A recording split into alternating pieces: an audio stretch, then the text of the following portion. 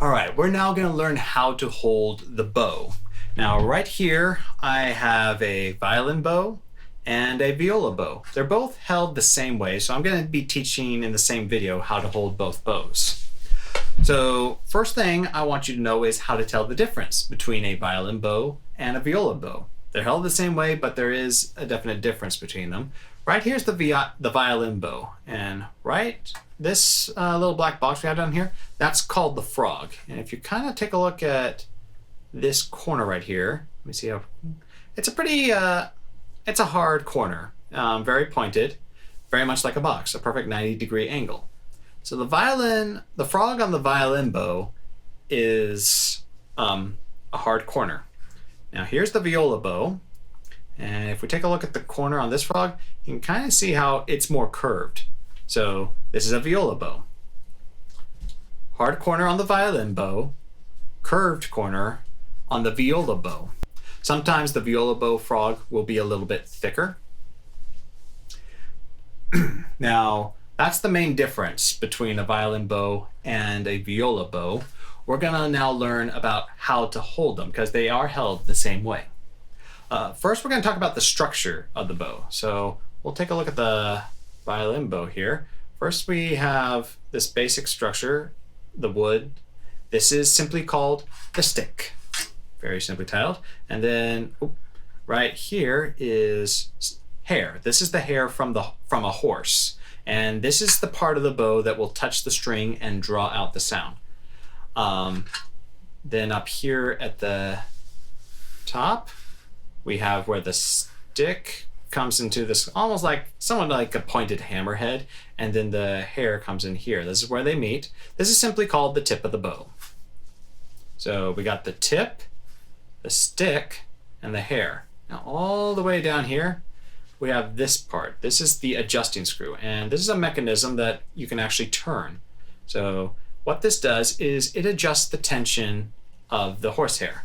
We want to tighten the horsehair for when we're playing, and when we put the bow away, we want to loosen it. So let me show you what I'm going to take the violin bow here, and I'm going to make the hair loose just enough for putting away. So let's see. You can probably be able to see that there. Now I'm going to take the viola bow, and I'm going to tighten this so that it's at the right tension for playing. They both would be about the same thing. All right. So you probably see how the violin bow, the hair, is just a little bit closer to the stick than right here on the viola bow where it's tight enough for playing.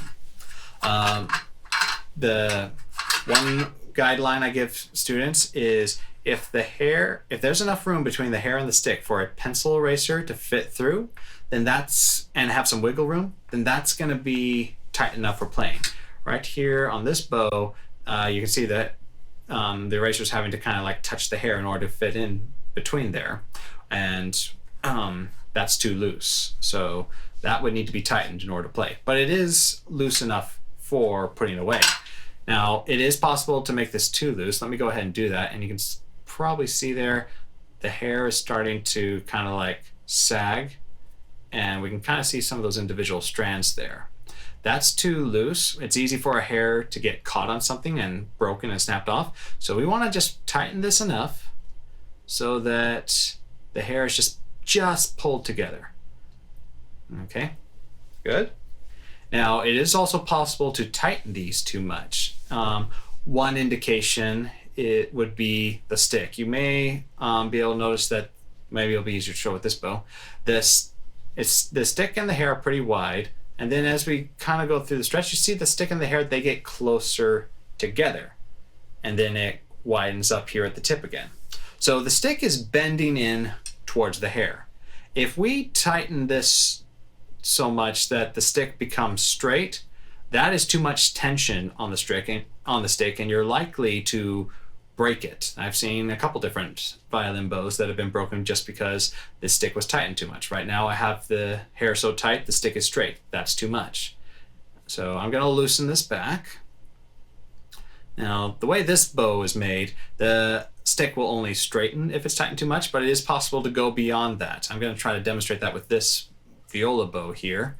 So I'm just going to keep tightening it. You can see already the hair and stick are getting farther away. And now the stick is starting to bend away from the horsehair. You can't see it a whole lot, but it's definitely swelled up quite a bit. This is way too tight. You're very likely to break the bow while playing. So I'm just going to loosen this because I want that hair and stick to be just wide enough for a pencil eraser to fit through there. And also the stick is still bending towards the hair, okay? All right, so that's the basic structure of the bow. The stick, the hair, the tip, the adjusting screw, and we already talked about the frog. Now the frog is part of the bow that we're going to reference a lot in order to know how to hold the bow. So we're going to go ahead and take a look at that now. So I'm just going to go ahead and show you. This is where my fingers go when I hold the violin bow. There's a very specific place for each one, and we're going to talk about each individual finger here and where it needs to go. So I'm going to go to the small camera here, the close-up one. All right, so here's our violin bow, and here's the frog. I'm going to take my thumb, and I'm going to make it curved. We don't want straight thumbs while holding the bow. We want to keep our thumb curved. And it's just going to kind of come up along the side of the frog here so that the tip is making contact with the stick right in front of the frog. There's just little spots with the stick between the frog and the winding here where my thumb's just going to rest. And I keep the thumb curving up into this stick. Very much like that. My thumb right here is curving up into the stick. Now on the other side here, let's see, let me just get that. All right. We have most bows have something wound around here. Sometimes it's a fine wire. In this case, it's a little plastic wire. So this is where our index finger is going to rest. I'm going to just kind of bring my index finger up here and just bring it into a little shallow hook around the winding there. All right. So here's what my hand looks like so far. The thumb is still curving up into the frog there. The index finger is extending up comfortably far. Sometimes comfortably far is here, comfortably far is there. It depends on how big or small your hand is and the bow that you happen to be holding. So thumb right there, index finger right there. Now, right back here, that's our adjusting screw, and that's where our pinky is going to go. It's just going to simply rest right on top of the adjusting screw there. Okay, so thumb still curving up, index finger on the winding, pinky curved and placed just above the adjusting screw. Now for these two fingers, I like to call them the frog fingers because I'm going to take these two fingers and just rest them on the side of the frog here, just like that. Most frogs have this little white dot on here, so I like to tell students, hide the white dot with your fingers. Okay, they are curving in to the frog. Notice that there is a bit of a concave shape with the frog there, and that my finger pads just fit very nicely into that concave. All right, so we're just going to do one last review here. Thumb curves up into the stick right in front of the frog's nose.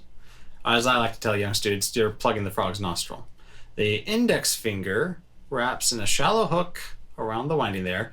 The frog fingers curve into the concave part of the frog, and then the the pinky finger goes right above the adjusting screw. So your bow grip should look a bit like this. Notice that the fingers, they are angled to the stick, because that goes with how we're going to hold our violin bow or viola bow.